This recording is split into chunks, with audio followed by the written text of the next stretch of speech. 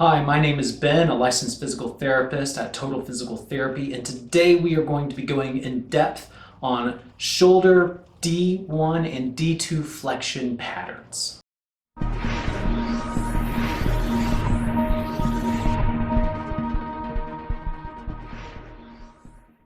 I was going through the analytics of our YouTube channel today and was looking for one of the more popular videos that we have produced as far as the exercises are concerned. And one of the top videos that showed up was this video, the shoulder D1 and D2 flexion video with over 6,000 views as of this date.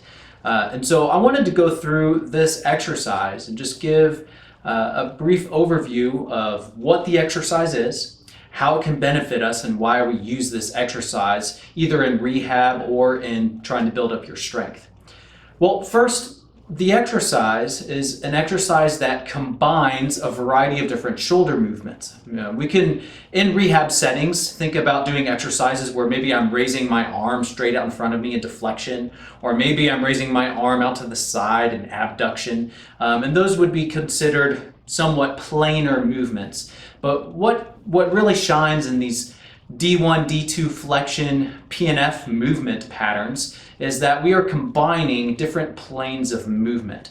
For example, in the example of the D1 flexion pattern, what movements we are seeing in the shoulder are basically a combination of flexion, adduction, as well as external rotation. So basically taking my arm and coming in and bringing it up across my chest.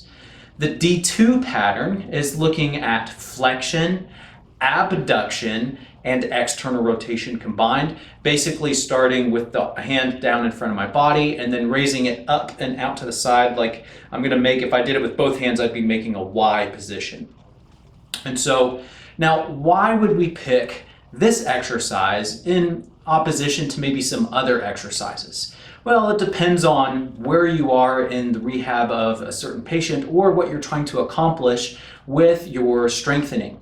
And so if you can imagine, I am going to be taking a box and I'm going to be taking it and lifting it up into the side. Maybe I work in a warehouse or I'm working in a certain place where I have to lift boxes, and I'm taking a box and I'm taking it from down here and I'm bringing it up and out to the side. Well, think about what this shoulder is doing. This shoulder is coming down from my side and lifting up and across my body in that same D1 position that I was doing in that exercise.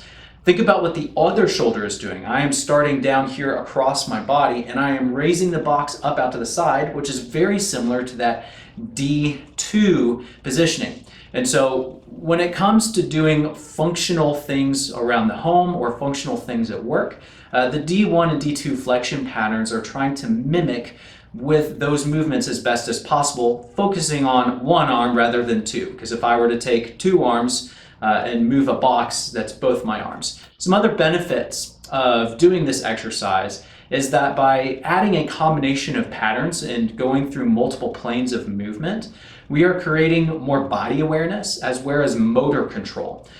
So if I were to take a patient and do just pure planar movements with them throughout their entire rehab, that is beneficial. However, it may not necessarily build up good control in positions of my shoulder that are between maybe straight out to my side or straight out in front of me. So in order to build up functional control in other positions, I have to take my arm and move through multiple planes of movement in order to create that motor control and stability. I hope you guys enjoyed this video. I hope you guys learned something from it. If you guys liked it, give us a thumbs up. If you guys have any comments or questions, put those down in the comment section down below. If you guys have any other ideas or exercises that you want us to cover on what the exercise is, how it benefits us, and what we can do with it, just leave those down in the comment section below. And as always, I hope you guys have a great day.